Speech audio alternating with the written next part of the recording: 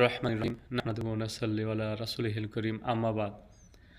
দেশ উপবাসে যে যেখান থেকে আমাকে শুনছেন সবাইকে সালাম, শুভেচ্ছা ও অভিনন্দন। আমি আজ কথা বলবো হেফাজতে ইসলাম বাংলাদেশ সংগঠন কি শুরু থেকে এত দূর এসেছে, সংগঠনটা কি সফলতা পেয়েছে না এখনও সফলতার মুখ দেখতে পাইনি। তো যাই হোক, আপনারা বিচার বিশ্লেষণ করবেন, আমি আমার মন্তব্য আপনাদের সামনে তুলে ধরছি।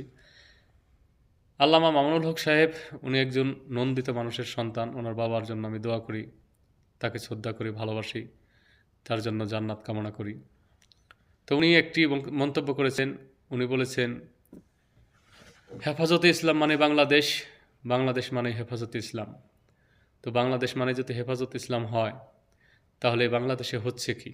হেফাজতে ইসলামের বাংলাদেশ হচ্ছে, আমরা কালই দেখলাম একটি ছেলেকে চাঁদা দেওয়ার জন্য অস্বীকৃতি জানানোর কারণে, চাঁদা না দেওয়ার কারণে তাকে প্রকাশ্যে দেবালোকে মধ্যযুগীয় কায়দায় বর্বরভাবে পাথর মেরে নির্যাতন করে হত্যা করা হলো।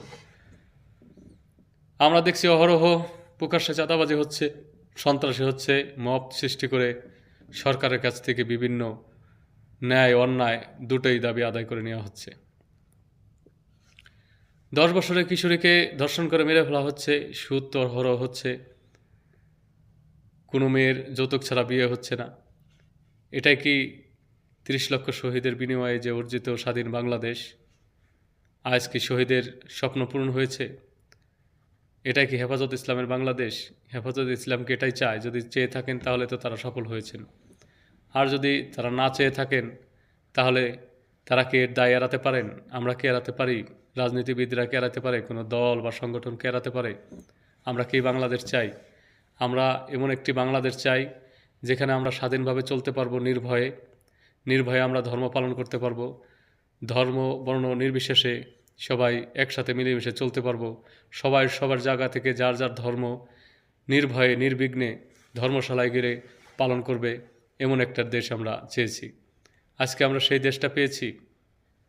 আমি তো মনে করি সেই দেশটা পাইনি। 30 লক্ষ শহীদের স্বপ্ন কি পূরণ হয়েছে? আমি তো মনে করি এখনও হয়নি। হেফাজত ইসলাম বাংলাদেশ তারা যদি চায় যে আমরা বাংলাদেশে চাঁদাবাজি দূর করব, সর্বোচ্চ 1 মাসের বেশি লাগার কথা না। তো তারা কেন চাচ্ছে না? তারা কেন দুর্নীতি চাঁদাবাজি বন্ধ করছে না?